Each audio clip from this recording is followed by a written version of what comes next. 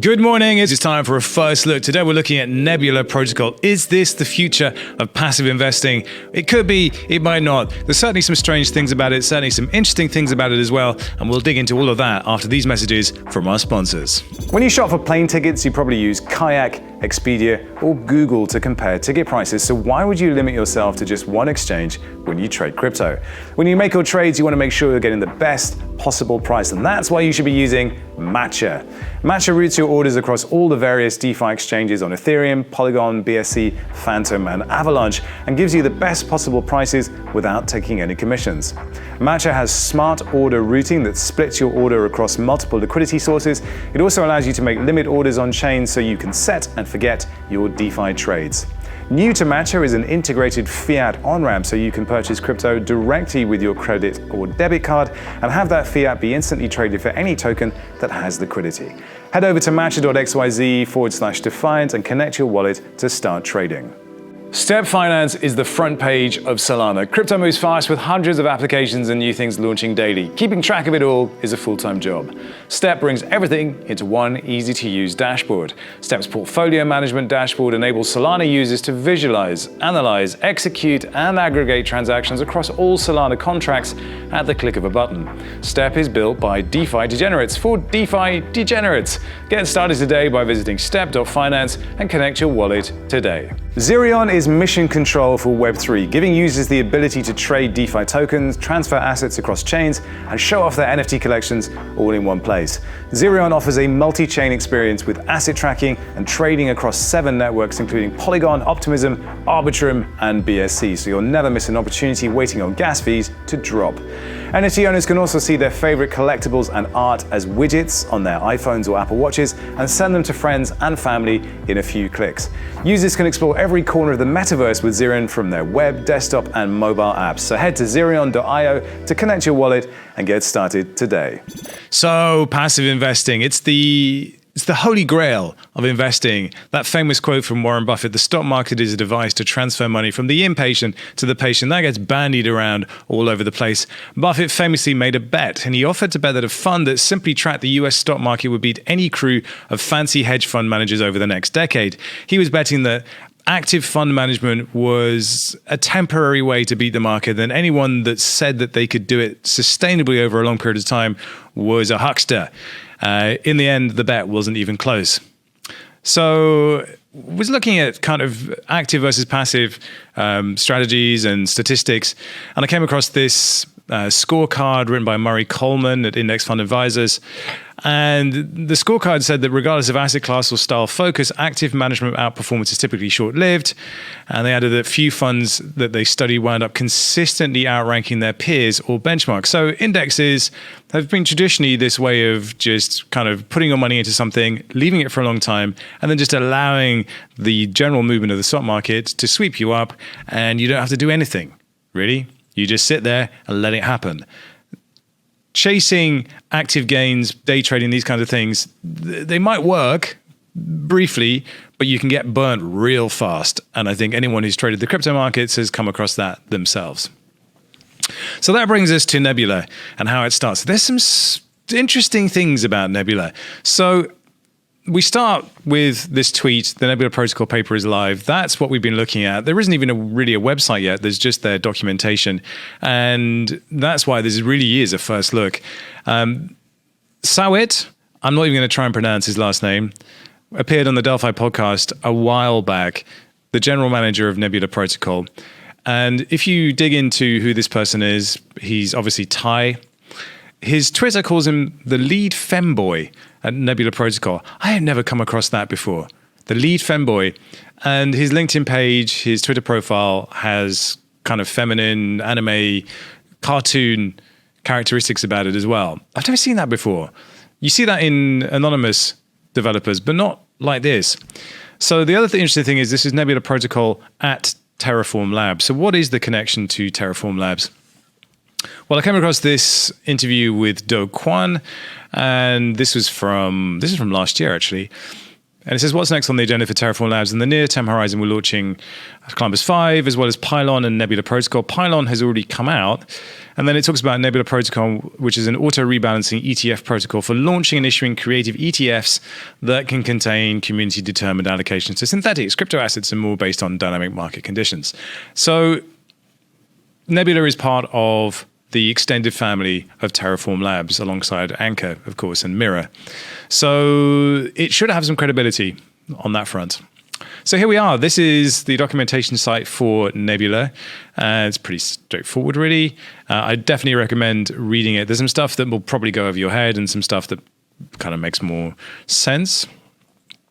So here's the abstract, decentralized passive investing. It starts with this statement: TradFi passive investing is broken. That always worries me when I hear this, because it probably isn't broken.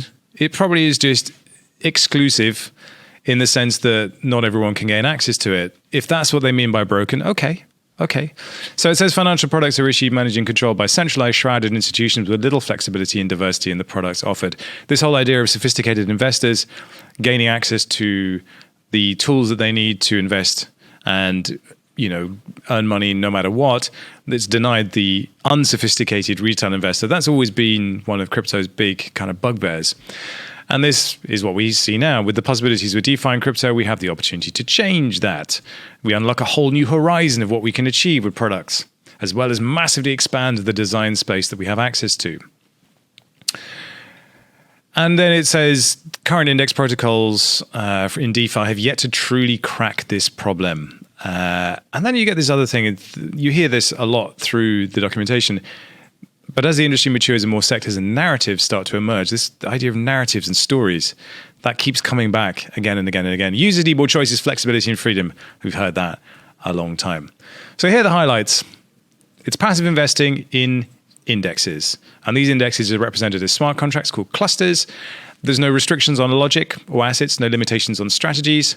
So you can basically build whatever cluster you want, although you can't actually get it implemented unless it goes past a vote. That's why we have the decentralized cluster proposal system. So you can propose a cluster and then it has to be voted on and then it will be implemented.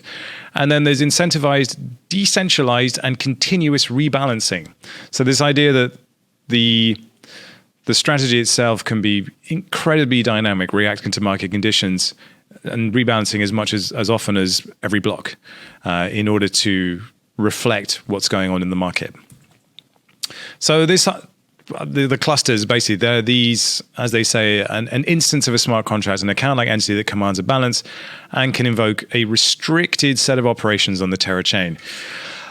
So it's a decentralized index that tracks a programmable allocation of assets. It's implemented as a smart contract, incentivizing users to execute rebalancing deposit withdrawals in amounts that maintain its token balances in line with the cluster's target allocation. All of that's set up when the cluster is built in the first place. And then when a cluster is set up, they issue tradable shares of the inventory called cluster tokens. And these are minted when you deposit assets into the cluster. And then to get them out, you burn them and redeem a portion of the cluster's managed holdings in the original underlying assets. So you put tokens in, you get issued tokens, which you can then trade and do whatever you want with. And then you get tokens back, reflecting your share of what was in the cluster in the first place. Here's the life cycle. Someone comes up with an idea for a cluster. It's then put to a vote. If it passes the vote, they then create it and it becomes active, but then it can also be decommissioned if the cluster simply is deemed to be irrelevant to the market or uninteresting to market participants, then they can kill it, basically. So there are four main token types that you're going to encounter. UST, which is Terra's native algorithmic stablecoin. The cluster token itself, which is a CW20 token. And that will be a tradable share of a cluster's inventory, and it will be specific to that cluster. Then there are LP tokens. Obviously, those cluster tokens need liquidity in order to be tradable. So you can earn by providing liquidity to CT-UST pairs. So the CTs will always be traded against UST. And then there's the Nebula token, which is the governance token. This will be used to vote on new clusters that come in. Other thing to bear in mind is that the protocol imposes minimal restrictions on the set of assets that can be included in clusters, which will allow the community to have maximum flexibility and endless design space to create the clusters that they truly want. And if you remember, part of the Terraform Labs ecosystem is mirror, synthetic assets. So you could have Google or Apple synths in there, as well as crypto tokens as well, depending on the design makeup of the cluster. And I think that's what they mean by the flexibility here. Those synths allow for some really interesting designs. So here are the different actors that you're going to encounter on Nebula. The trader, who will be looking to gain exposure to cluster strategies through holding the tokens. Pretty obvious there. LPs will deposit cluster tokens in UST in liquidity pools, stake that position, and then earn NEB tokens. Then there's the rebalancer. So the rebalancing is really important here. It's done by the community. It's not done by a fund manager or anything like that. So they need to incentivize participants to actually look at the rebalancing mechanisms and say, okay, I'm going to rebalance, or I'm going to invoke a rebalance at this point. So the amount of reward that they earn is determined by the cluster's penalty function. We'll talk about that in a bit. And during the early days of the protocol, users will also earn NEB rewards on top of the discount. There's also arbitragers as well who will be incentivized to buy and sell cluster tokens across various markets, and liquidity protocols to rectify any price differences between the market price and the net asset value of the cluster, because everything will be on chain and visible. You'll be able to determine whether a cluster token's market value accurately reflects the value of the assets represented by that cluster token. Nebula is also going to sponsor various arbitrage strategies against certain protocols, such as Astroport, through incentive campaigns. So Astroport is a decentralized exchange on Terra. It will have pairs for cluster tokens, but there are other decentralized exchanges on Terra, and those will be that'll be possible as well. Rebalancing. So there is some clever maths going on here for the rebalancing. I put some of the equations here. Went straight over my head. This is not what I'm good at. For a cluster to remain in sync with its advertised target asset allocation, it must regularly readjust or rebalance its inventory in response to price changes of its component assets. So yeah, it uses a decentralized procedure which will be designed and set up when the cluster is initiated in the first place. And at any moment that a cluster drifts from its target, any user may issue a rebalancing operation against the cluster. So it's incentivizing the community to keep the cluster honest, basically. The penalty function will then provide a model for scoring a rebalancing operation and incentivizes create deposits and redeem withdrawals to be executed using amounts that bring the cluster's inventory close to its target.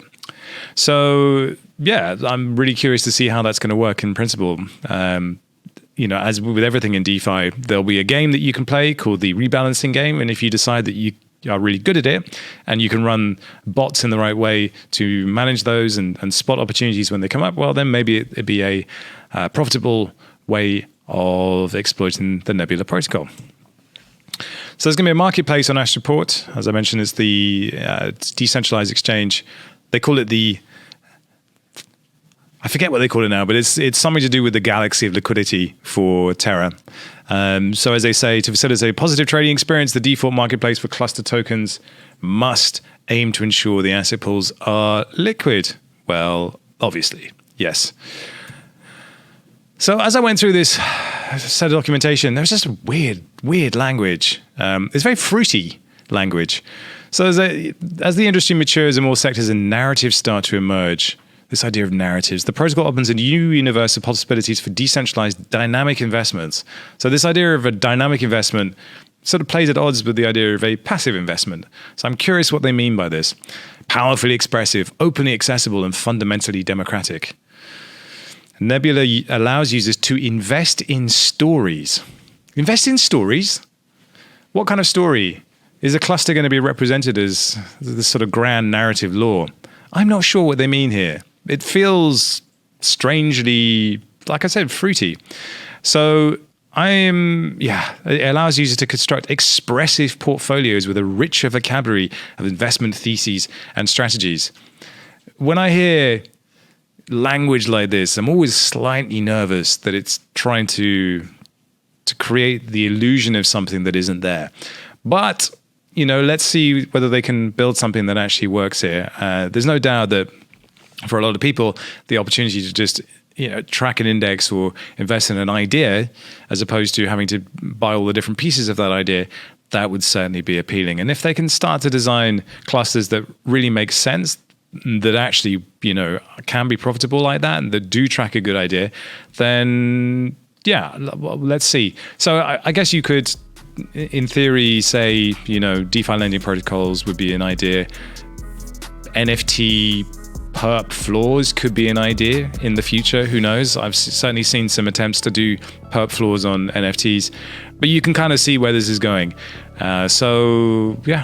Let's give them a chance to get it launched. There will be more information coming out from the Nebula team in the weeks to come, and I'm really curious what their first cluster is going to be. But certainly, it's built on Terra, and I'm always interested to see what that extended universe of Terraform Labs projects is going to look like in the future. That's it for today. If you have any suggestions for us for First Look, please do drop them in the comments below, and I'll certainly take a look. Until then, get subscribed, drop us a like if you enjoyed this. If you didn't, that's also fine. I will see you on the next one. Peace!